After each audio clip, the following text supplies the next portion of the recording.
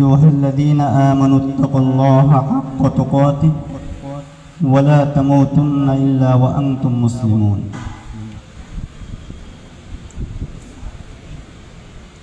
আমি কোনো ভূমিকা ছাড়াই দুটি কথা বলে আমি আলোচনা শেষ করব ইনশাআল্লাহ।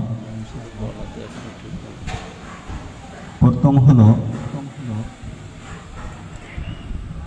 আল্লাহ রাব্বুল আলামিনের নিজাম, আল্লাহ রাব্বুল আলামিনের আদাত। দুনিয়ায় যে জিনিসের যত প্রয়োজন আল্লাহ তাআলা সেটাকে তত সহজ এবং আসান করেছেন। এটা আল্লাহ তাআলার আদাত, এটা আল্লাহ তাআলার অভ্যাস। যেমন আমাদের নিঃশ্বাস, শ্বাস প্রশ্বাস, এটা আমাদের জন্য অতীব জরুরি, কিন্তু আল্লাহ তাআলা এটাকে অনেক সহজ করেছেন। এর জন্য আমাদের কোনো অর্থ, টাকা পয়সা কিছুই ব্যয় করা লাগে না। আল্লাহ তাআলা অনেক সহজ করেছেন। আমাদের জীবনের জন্য পানি, এটাকেও আল্লাহ তাআলা অনেক সহজ করেছেন। আমাদের পানি সাধারণভাবে এটা ক্রয় করা লাগে না, আমরা এমনিতেই এটা পাই। আল্লাহ তাআলা আমাদের জীবনের যত প্রয়োজন তার মধ্যে অন্যতম একটা হলো আমাদের তাকওয়ার জীবন, আমাদের আল্লাহ রাব্বুল আলামিনের পথে, দ্বীনের পথে আমাদের থাকা।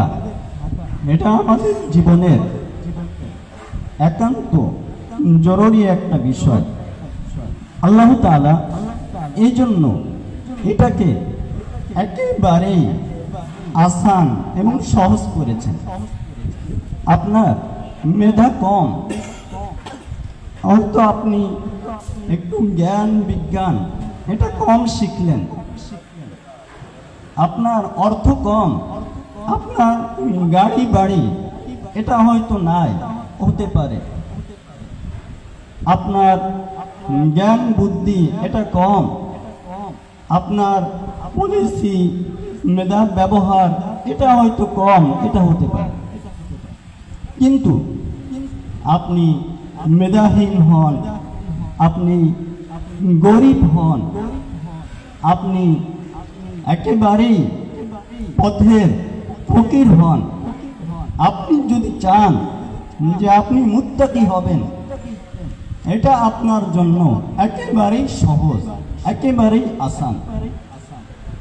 আল্লাহ তাআলা যেহেতু আমাদের দুনিয়ায় পাঠানোর মাধ্যম, আল্লাহ তাআলা একমাত্রই তাকওয়া, খোদাভীতি, আমাদের আল্লাহ রাব্বুল আলামিনের পথে থাকা, এটাই আমাদের জীবনের লক্ষ্য, এটাই মাকসাদ। তো এই জন্য আল্লাহ তাআলা অনেক সহজ করেছেন আমাদের এই আল্লাহর পথে থাকার এই বিষয়টাকে।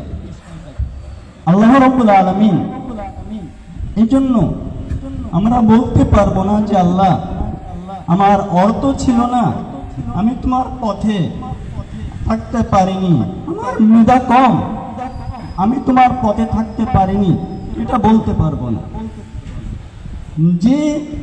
যেই লেভেলেই থাকুক আল্লাহ রাব্বুল আলামিন তার পথে চলা, তার হুকুম অনুযায়ী চলা, এটা আমাদের জন্য সহজ। এই জন্য আমি মনে করি যে আমাদের অর্থ করি, মেধা, জ্ঞান বুদ্ধি এর মধ্যে তারতম্য থাকুক, কিন্তু আল্লাহর ভয়, আল্লাহর পথে থাকা, দ্বীনের পথে থাকা, এটা আমরা যেই লেভেলের হই না কেন আমরা পরিকল্পনা গ্রহণ করতে পারি যে আমি সর্বোচ্চ তাকওয়ার উপরে আল্লাহর পথে আমি আমার জীবন চালাবো। এই সংকল্প, এই পরিকল্পনা এটা আমি গ্রহণ করতে পারি। আল্লাহ রাব্বুল আলামিন আমাদেরকে তাকওয়ার পথে থাকার তৌফিক দান করুন। দ্বিতীয় আরেকটি কথা হলো, আপনারা ইতিমধ্যে অনেকেই জেনেছেন যে আজ রাত 3:30টায় আমার শ্বশুর ইন্তেকাল করেছেন। তো সবাই দোয়া করবেন আল্লাহ তাআলা যেন তাকে জান্নাতুল ফেরদাউস নসিব করেন। এবং আজই জোহর বাদ এইখানে জানাজা অনুষ্ঠিত হবে। আমরা আপনাদেরকে পেয়ে অনেক ধন্য যে আল্লাহ রাব্বুল আলামিন মক্কানে রব্বানি হাজার হাজার আলেমের উপস্থিতিতে এই জানাজা অনুষ্ঠিত হবে। এটা আল্লাহ রাব্বুল আলামিনের অনেক বড় মেহেরবানি। সবাই দোয়া করবেন। আসসালামু আলাইকুম।